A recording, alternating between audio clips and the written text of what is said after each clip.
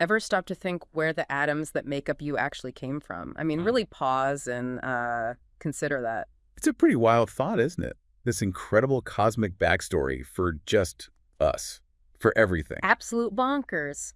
And that's exactly what we're diving into today, a sort of personal exploration of the celestial origins of, well, all the stuff around us. Yeah, we're drawing a lot from stellar alchemy, the celestial origin of atoms. And Yeah. despite the name alchemy, it's cutting-edge astrophysics. Right, not dusty old scrolls. We're talking like massive cosmic explosions, almost unimaginable forces. And that core idea, that realization that we are fundamentally recycled star material, star guts, as you put it. Uh-huh, yeah.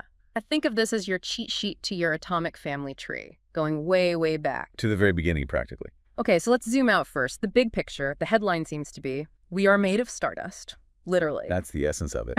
And it's all tied into the fact that the universe itself isn't static, you know? It's expanding. Which tells us everything was once much closer, much denser. Exactly. And crucially, stars aren't eternal. They have lifespans. They're born, they live, they die. And it's in their death that they release these elements they've created. That's a huge part of it, yeah. They seed the cosmos with heavier elements. The source calls it a cosmic vision, seeing the sky as a palimpsest. Like an old manuscript written over multiple times, layers of history. Precisely. Each layer telling a story of element creation over cosmic time. Wow. Okay, so let's go right back, the absolute beginning. The Big Bang. What did that cook up? Well, the conditions were extreme, but also very fleeting in terms of nucleosynthesis. It primarily formed the very lightest elements. Hydrogen, obviously. Helium. Lots of hydrogen, a good chunk of helium, and just a trace amount of lithium, specifically lithium-7. And that's it. Why couldn't it make heavier stuff then? The universe was expanding and cooling too rapidly. Plus, there's a sort of bottleneck. Nuclei with masses of 5 and 8 are incredibly unstable. Ah, so trying to add a proton or neutron to helium-4 just didn't work. It fell apart.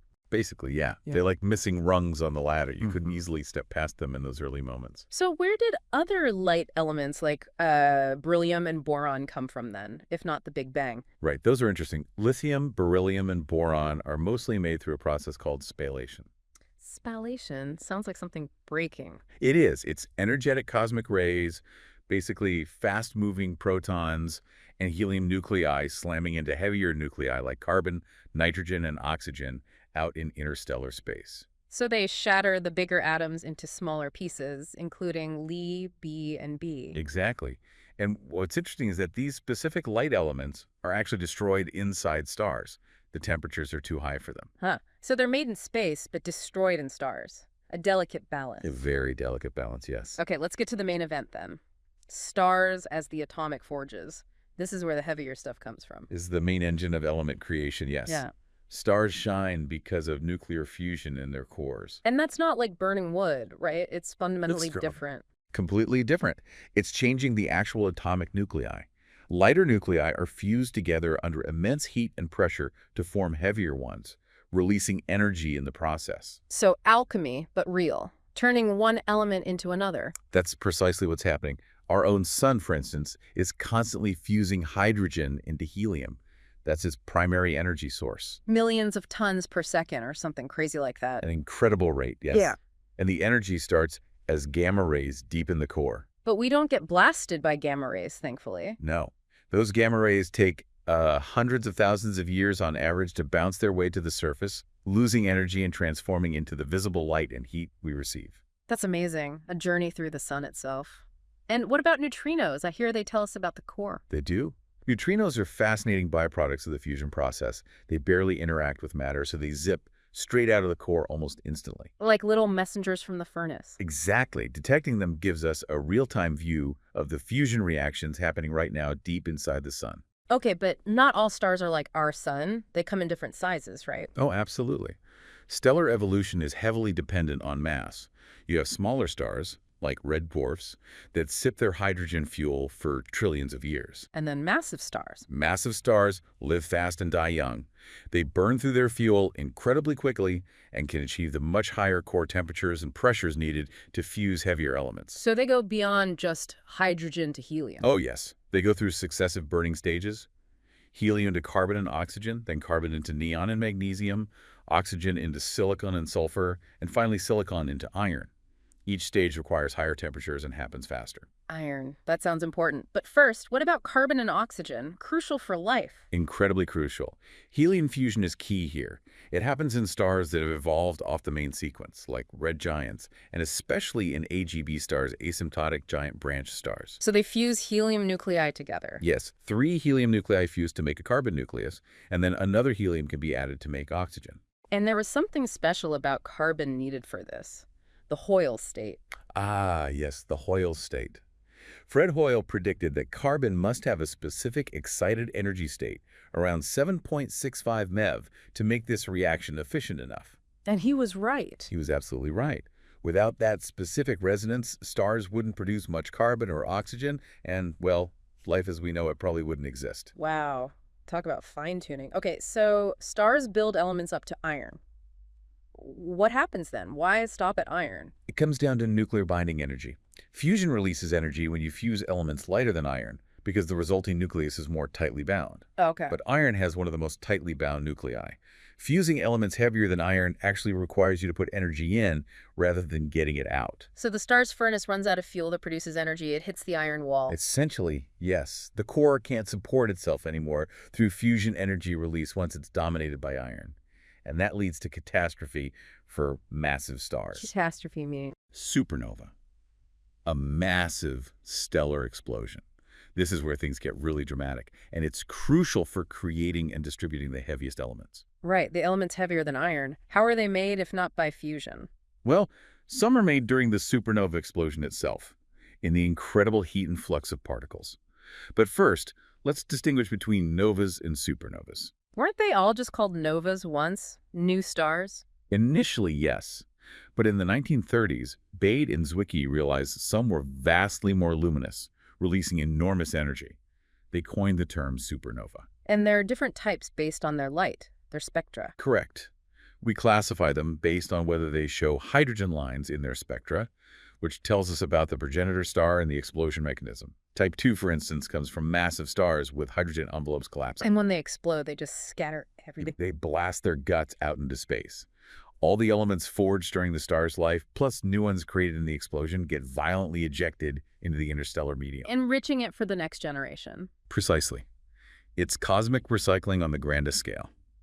Supernova 1987A was a huge deal for confirming this. That was the one in the Large Magellanic Cloud. Close enough to see. Relatively speaking, yes. Visible to the naked eye in the southern hemisphere.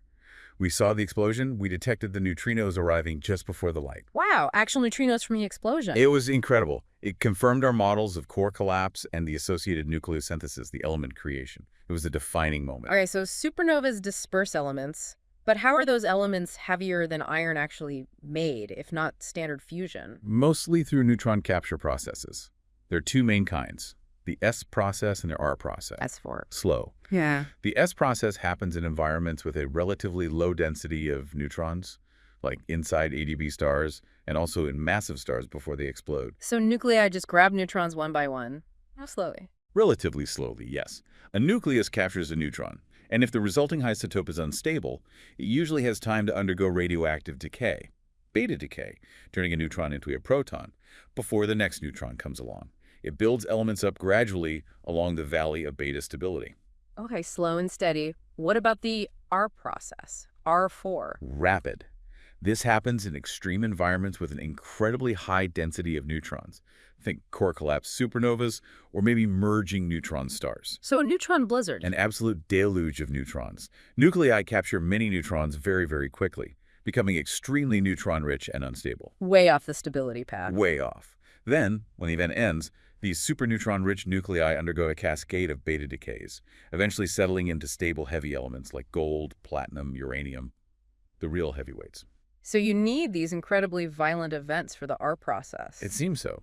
And just briefly, there's also a P process that accounts for some rare proton-rich isotopes, likely involving photodisintegration in supernovas. P for proton, or photo. Probably photodisintegration, where high-energy photons knock particles out of nuclei. It's complex, but it fills in some gaps. Okay, this is an amazing story, but how do we know all this? What's the evidence from out there?